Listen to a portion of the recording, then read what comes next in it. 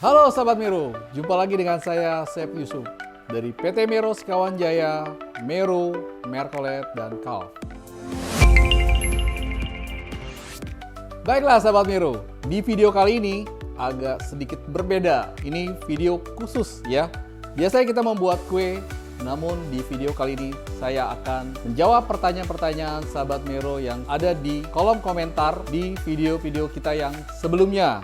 Oke, langsung aja. Yang pertama adalah, apakah bikin kue pukis bisa menggunakan spontan 88 dan spontan SCS dan ditambahkan Breda Gel agar kelembutannya lebih lama?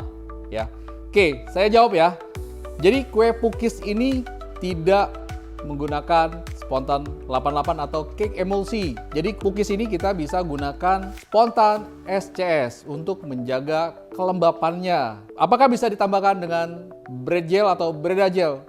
Ini tidak bisa ya, karena Breda Gel atau bread gel ini khusus untuk adonan yang beragi atau roti. Jadi ini khusus untuk roti. Jadi tidak bisa untuk kue pukis ya. Jadi di sini hanya bisa digunakan spontan SCS. Dan bisa juga ditambahkan untuk pengembangannya bisa menggunakan Sena Baking Powder ya.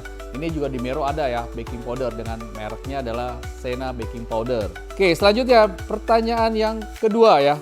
Apakah kalsium propionat bisa buat bakpao? Nah, ini sangat bisa ya. Jadi untuk pengawet bakpao ya, ini sangat bisa ya, karena bakpao ini cara pembuatannya dan jenisnya ini seperti roti. Alangkah lebih baik lagi ya, jadi selain menggunakan kalsium propionat juga menggunakan bread gel atau Breda Gel. Karena apa? Bakpaonya bisa bertahan lebih lama, ditambahkan Breda Gel untuk menambah kelembapannya lebih tahan lama. Jadi penggunaannya berapa? Untuk kalsium propionat dalam 1 kilo tepung penggunaannya adalah 3 sampai dengan 5 gram ya dalam 1 kilo tepung. Dan untuk Breda Gel atau bread gelnya bisa digunakan 2% dari berat tepung atau 20 gram.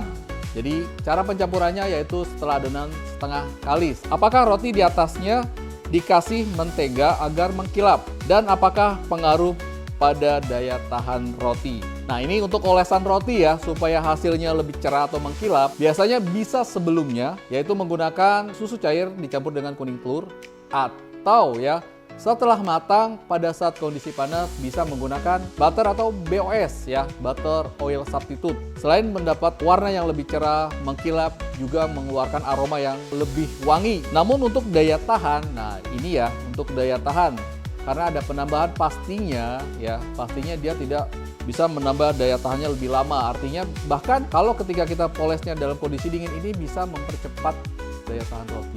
Jadi kalau untuk penampilan mengkilap bagus setelah di oven tapi pada kondisi panas ya. Kalau adonan nggak kalis-kalis tapi adonan sudah hangat, apakah sebaiknya langsung diangkat atau dipaksa mix agar kalis? Nah ini juga sangat penting ya buat Sahabat Mero.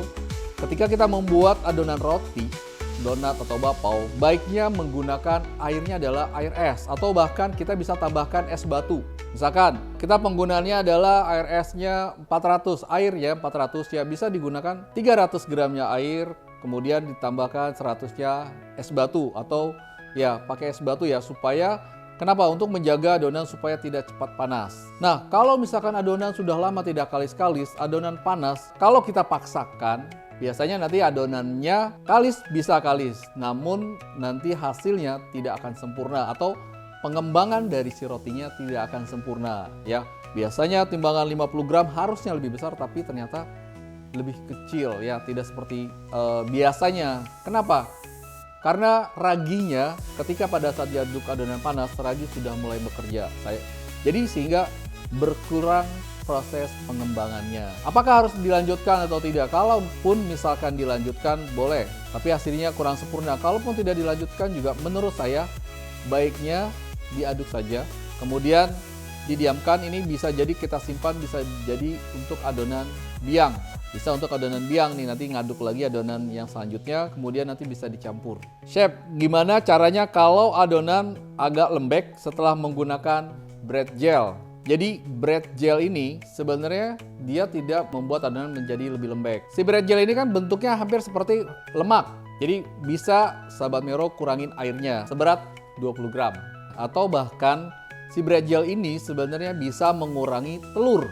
Misalkan di resep sahabat Mero menggunakan 3 butir telur, bisa dikurangi 1 ya.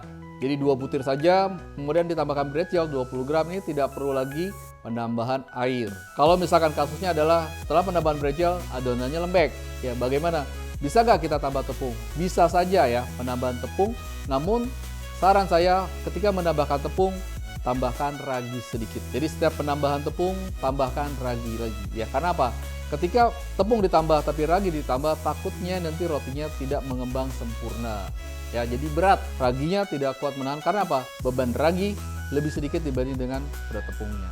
Baiklah sahabat Mero, demikian sudah video kali ini menjawab pertanyaan-pertanyaan dari sahabat Mero atau sesi Q&A. Buat sahabat Mero yang ingin bertanya silahkan tulis di kolom komentar. Dan buat sahabat Mero yang ingin mendapatkan produk-produk Mero bisa langsung klik link di deskripsi video ini. Kita ada di Shopee dan ada juga di Tokopedia. Dan jangan lupa buat sahabat Mero juga like, comment, and subscribe YouTube Mero.Baking dan Instagram Mero Baking. Saya Chef Yusuf, undur diri. Wassalamualaikum warahmatullahi wabarakatuh.